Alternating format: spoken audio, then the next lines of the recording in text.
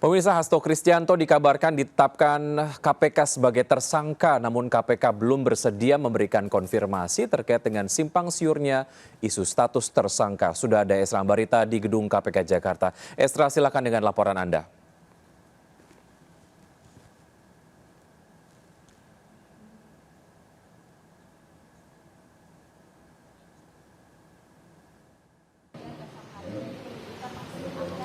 Ya, Wiki dan juga pemirsa, informasi terbaru yang bisa kami perbarui dari Gedung Merah Putih KPK bahwa saat ini kami belum mendapatkan statement maupun pernyataan resmi dari juru bicara KPK ataupun dari pihak KPK terkait penetapan tersangka dari Sekjen PDIP yakni Hasto Kristianto dalam dugaan korupsi. Karena yang kami dapatkan baru surat yang beredar, dalam surat tersebut tertera bahwa disebutkan statusnya sebagai tersangka. Namun kita perlu validasi maupun statement resmi dari pihak KPK untuk mengkonfirmasi surat yang beredar, surat penyidikan yang beredar dengan status dari politisi PDIP yakni Hasto Kristianto. Karena kalau kita mengikuti pemberitaan ini di tahun yang sama, di tahun 2024, bahwa Hasto ini sudah pernah diperiksa atau menyambangi Gedung Merah Putih sebanyak 2 kali, yakni terkait pada saat itu masih sebagai saksi dalam DJKA Kemenhub, dan kemudian terakhir ia juga diperiksa sebagai saksi dalam kasus Harun Masiku. Informasi yang beredar bahwa dugaan ini Hasto ini memberikan suap bersama dengan Harun Masiku yang pada tahun 2019 silam untuk memenangkan Harun Masiku untuk menuju ataupun melenggang ke parlemen, di mana ia melakukan suap dengan eks-komisioner KPU. Namun saat ini untuk para tersangka, khususnya untuk Harun Masiku ini masih diburu dan entah di mana keberadaannya. Tentunya sekali lagi kita tunggu bersama seperti apa nanti terkait penetapan tersangka dari Hasto Kristianto ini dan betulkah statusnya sudah naik sebagai tersangka. Demikian Wiki, kembali ke Anda di studio.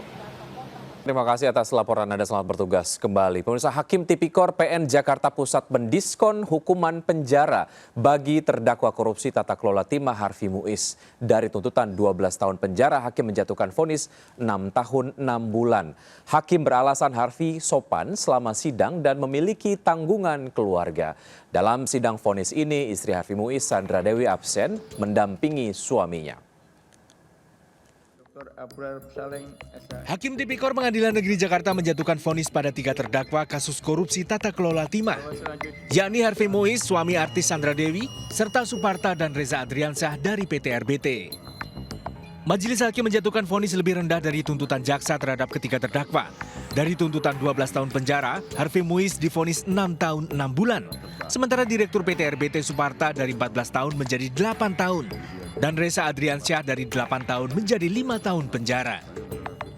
Alasan Hakim memberikan diskon hukuman pada Harvey Muiz karena Harvey hanya membantu teman.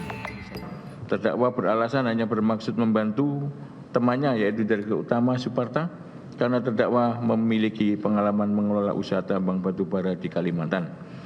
Bahwa terdakwa bukan pengurus personal PT RBT sehingga terdakwa bukan pembuat keputusan kerjasama peleburan timah antara PT Timah Tbk dan PT RBT.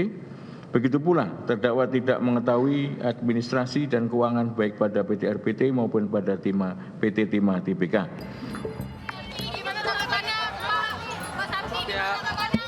Selain penjara 6 tahun 6 bulan, Harvey harus membayar denda 1 miliar dan uang pengganti 210 miliar. Menanggapi vonis, tim kuasa hukum Harvey masih pikir-pikir untuk banding. Diskon vonis penjara terhadap Harvey Muiz ini pun menuai kritik, salah satunya dari Masyarakat Anti Korupsi Indonesia, MAKI.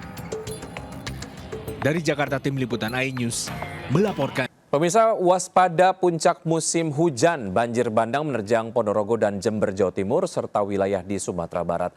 Akibatnya akses jalan sempat terputus, sejumlah warga dievakuasi dari rumah mereka. Bandung, banjir Bandung.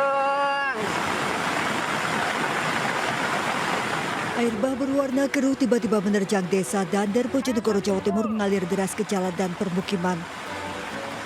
Banjir bandang dari kawasan hutan usai hujan intensitas tinggi mengguyur.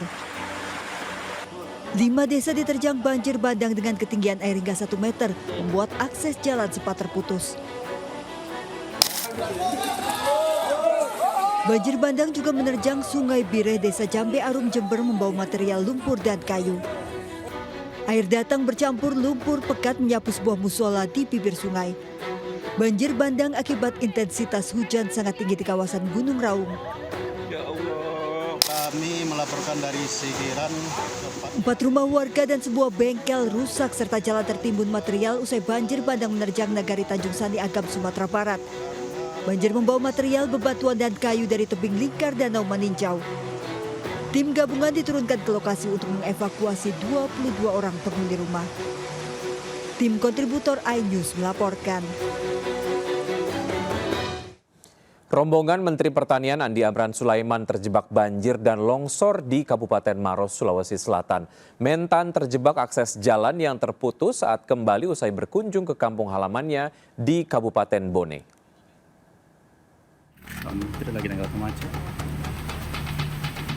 Dalam rekaman video amatir, Menteri Pertanian Andi Amran Sulaiman terlihat keluar dari mobilnya saat terjebak banjir dan longsor di jalan poros Pegunungan Maros, Bone.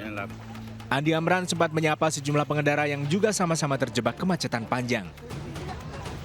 Rombongan Menteri Pertanian terjebak dalam perjalanan pulang usai berkunjung ke kampung halaman di Kabupaten Bone. Pasca diguyur hujan deras, tebing di jalan poros di kawasan Kapang longsor menutup badan jalan. Longsor juga terjadi di jalan poros Tompo Ladang. Akibatnya, akses antara Kabupaten Maros dan Bone terputus. Untuk perjalanan dinas dari Bone di Makassar terjebak banjir di Mario antara Cambah dengan dusun sebelahnya ini. Banjir bandang 2 hari lalu mengenangi wilayah 12 kecamatan di Kabupaten Maros. Di seluruh wilayah Provinsi Sulawesi Selatan, banjir mengenangi 12 kabupaten dan kota. Sementara longsor terjadi di sejumlah titik, diantaranya di Kabupaten Maros, Sopeng, dan Goa. Dari Kabupaten Maros, Sulawesi Selatan, Wahyu Ruslan, iNews, melapor.